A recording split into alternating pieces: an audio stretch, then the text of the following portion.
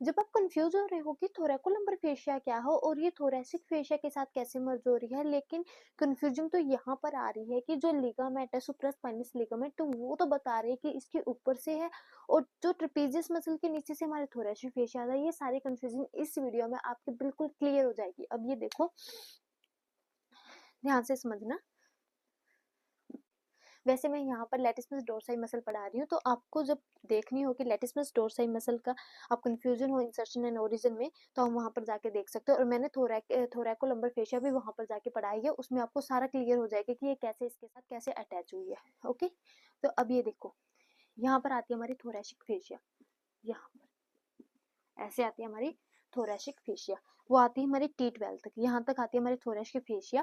लेकिन जो बुक में लिखते हैं वो लिखते हैं कि इसके ऊपर भी थोरैकोलम्बर फेशिया होती है, लेकिन ये याद रखना कि इसके ऊपर थोरैसिक फेशिया ऊपर होती है हमारी थोरैसिक फेशिया और इसके नीचे होती है हमारी थोरैकोलम्बर फेशिया। लेकिन इसको साथ क्यों कहते हैं कि ये ऊपर भी होती है, थोरैसिक रीजन में भी थोरैकोलम्बर फेशिया क्यों होती है?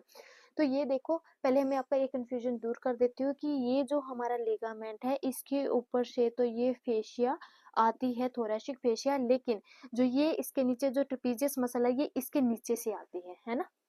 यही आपको कंफ्यूजन है। तो ये देखो, ये मैंने लिगामेंट बनाया है, सुप्रास्पाइनस लिगामेंट है। जो सुप्रास्पाइनस लिगामेंट है इसके ऊपर से बिल्कुल ये थिन होती है, ऐसे थिन, पतला कागज लगा लो, ये बिल्कुल थिन पतली है ना, पता ही नहीं चलता कि यहाँ पर फेशिया है या नहीं है, लेकिन यहाँ पर फेशिया जरूर होती है। जिस टाइम ट्रेपेजियस मसल और जो हमारे ये लिगामेंट होता है सुप्रास्पाइनस लिगामेंट, जब ये आपस में अटैच होते हैं तो यहाँ पर भी फेशिया होती है। जैसे मैं आपको बताती हूँ,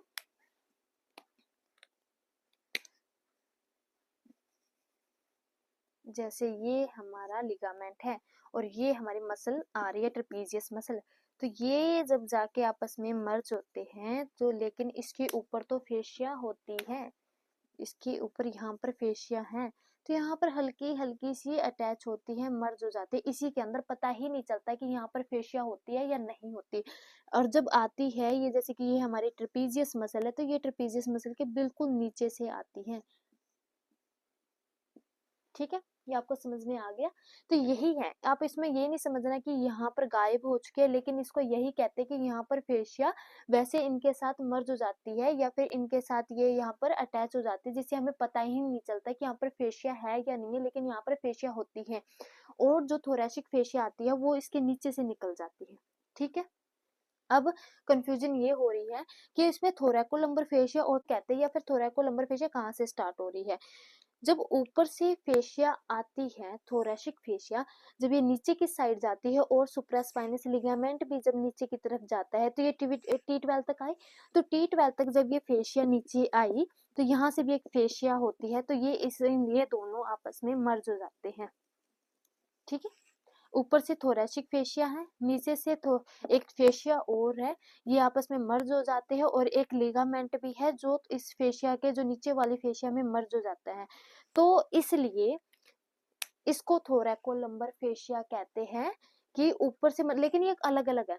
ये इसको हमारी जो लैटिस्मस डोर्साई मसल है उसमें ज़रूर पढ़ते हैं कि T7 से ये हमारे नीचे से जो T7 से T12 तक ये थोरैकोलम्बर फेशिया के साथ अटैच होते हैं, बट इसको इसलिए कहते हैं क्योंकि ये थोरैसिक फेशिया के साथ में मर्ज हो जाती है। ठीक है?